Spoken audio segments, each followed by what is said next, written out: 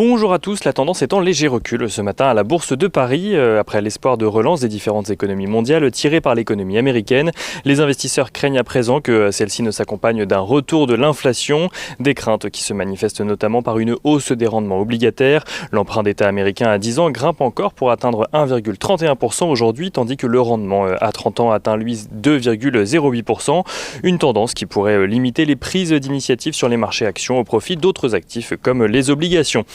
Le sujet de l'inflation qui sera également suivi de près alors que la Fed doit publier ses minutes qui détaillent la réunion de politique monétaire du mois dernier.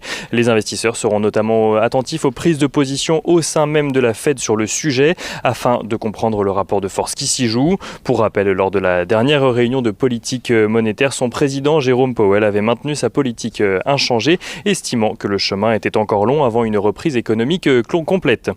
Du côté des valeurs à suivre ce matin à la Bourse de Paris, Kering fait état d'un chiffre d'affaires en baisse de 17,5% à 13,1 milliards d'euros.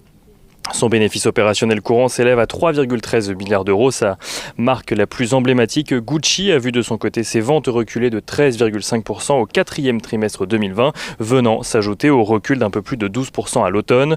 Kering qui voit cependant son cash flow libre opérationnel progresser de près de 40%, tandis que son endettement financier recule, lui, d'un peu moins de 25%.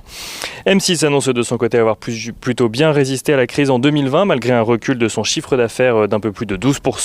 Son résultat recule de son côté de seulement 5% grâce à des économies réalisées sur la période.